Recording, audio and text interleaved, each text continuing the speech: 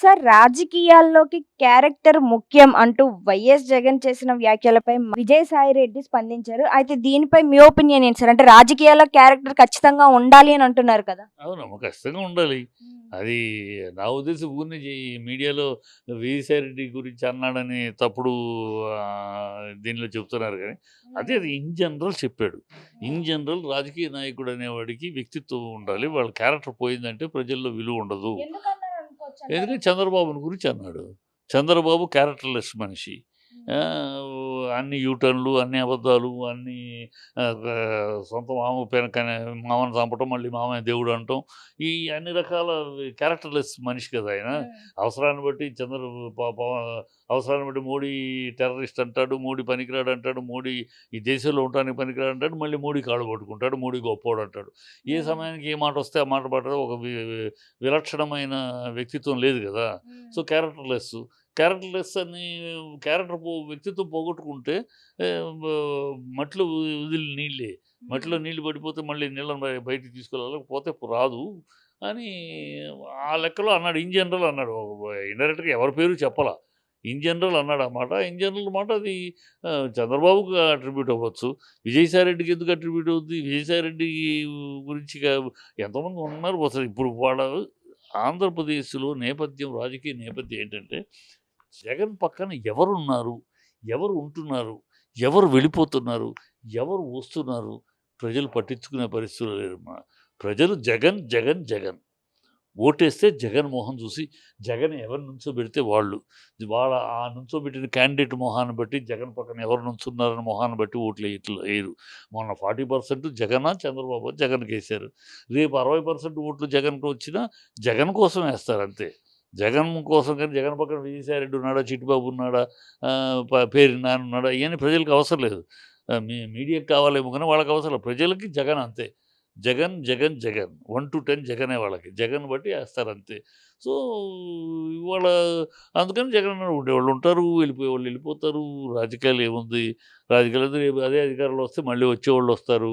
ఇది ఆయారాం, గయారాం అలా వచ్చేవాళ్ళు, పోయేవాళ్ళు, అధికారం లేకపోతే నిద్ర పట్టనోళ్ళు జరుగుతూ ఉంటది. ఆయా పార్టీలు కూడా ఆ పరిస్థితులు బట్టి, అప్పుడు అవసరాలను బట్టి చేర్చుకోవడం, లేదు దూరం పెట్టడం చేస్తా ఉంటారు. దీనివల్ల ఇప్పుడు చంద్రబాబు బట్టి పార్టీ అంతే గదా! చంద్రబాబు పక్కన ఎవరున్నారని గాదు గదా! చంద్రబాబుని బట్టి తెలుగుదేశానికి కూటమిని బట్టి చంద్రబాబుని బట్టేగా కూటమి ఏర్పడింది. ఆ కూటమి ఒకళ్ళ ఓట్లు ఒకళ్ళకి మారని ఏదో గుంపు కొత్తగా పడ్డారు. అందుకనే చంద్రబాబు మోడీని అంత తిట్టి, మళ్ళీ మోడీ కాళ్ళ దగ్గర కూర్చున్నాడు. ఢిల్లీలో 4 రోజులు పడిగాపులు పడి కూర్చున్నాడు మోడీ దగ్గర, అమిత్ షా దగ్గర.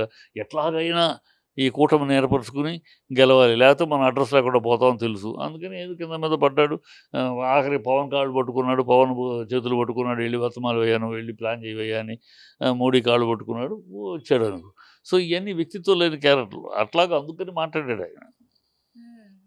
సో, అంటే ఇప్పుడు రాజకీయాలు అంటే ఈ పార్టీలు, పదవులు మారడం వల్ల ఇక్కడ రాజకీయాల్లో ఇటువంటి ఒకళ్ళపై ఒకళ్ళు విమర్శలు చేసుకోవడం జరుగుతుందనుకోవచ్చంటారా? అంతేనమ్మా, రాజకీయాలన్నాకే దౌర్భాగ్యం. ఒకళ్ళనొకళ్ళు తిట్టుకుంటారు. అదే నోరు మళ్ళీ పొగుడుకుంటారు. మనకు తారకాణం పెద్ద పెద్ద చంద్రబాబు పెద్ద తారకాణంగా ఎంతగా తిట్టాడమ్మా మోడీని. మోడీని అంతగా తిట్టిన ముఖ్యమంత్రి ఈ దేశంలోనే లేడు. రాజకీయ నాయకుడు ఈ దేశంలో లేడు. అంతగా తిట్టినాడు. ఇవాళ మోడీని దేవుడు అంటాడు. మోడీ మహానాయకుడు అంటాడు. మరి ఏ నోరది? నోర తాటి పట్టాది. ఎప్పటికప్పుడు ఏ సిగ్గు, శరం అన్నీ వదిలేసిన రాజకీయ నాయకుడు అతను. ఎప్పుడు ఏం కావాలన్నా మాట్లాడతాడు. ఎవరు కాళ్ళు పట్టుకోమన్నా పట్టుకుంటాడు. ఇప్పుడు మోడీని ఎన్డీఏ చైర్మన్ పదవి కోసం బతిమాలుతున్నాడు. మోడీ నో అన్నాడు. బతిమాలతాడు, ఇస్తాడేమో అని పొగిడాడు మోడీని. ఇప్పుడు మోడీ నో, అసలు ఆ పదవి ఇచ్చే ప్రశ్నే లేదనేసాడు. దాంతో ఇప్పుడు చూడండి, రాబోయే కాలం మోడీని అసలు ఇటుగా బీజేపీని విమర్శించడం మొదలెడతాడు. అతను అంతే. అలాంటి క్యారెక్టర్స్ కనపడుతున్నాయి కదా మన దేశంలో. పెద్ద తారకడమే పెద్ద ఉదాహరణ చంద్రబాబు. చంద్రబాబు లాంటోడు 40 ఏళ్ళు రాజకీయం, 14 ఏళ్ళు సీఎంగా ఉన్నాడు. ఇన్ని అబద్ధాలు, ఇన్ని డ్రామాలు, ఇన్ని కిందకి మీదకి అయితే కాళ్ళు లేకపోతే జుట్టు పట్టుకుని ఇన్ని డ్రామాలు చూస్తున్నాం కదా. ఎవరినైతే తిడతాడో వాళ్ళ కాళ్ళు పట్టుకుంటాడు. ఎవడు కాళ్ళు పట్టుకుంటాడో వాళ్ళు మర్నాడు తిడతాడు అవసరం తీరాక.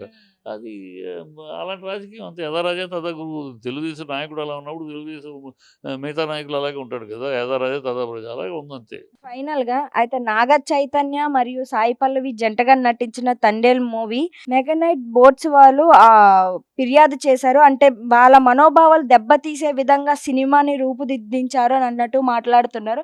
అసలు దీన్ని ఏ విధంగా చూడొచ్చు అంటారు? ఈ ఊరినే ప్రాచుర్యం కోసం అంతకన్నా ఏముంది. దాంట్లో ఏమి మనోభావాలు దెబ్బతినేది దెబ్బ కొట్టేదే ఉంది.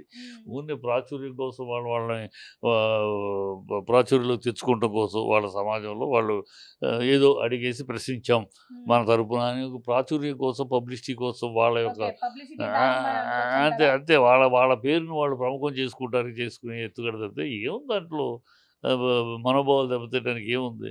అదొక లవ్ స్టోరీకి బ్యాక్ డ్రాపు బెస్తల మ్యాటర్ పెట్టారు అంతే. అంతకుమించి బెస్తలు అవమానపరిచిందో కించపరిచిందో లేదు.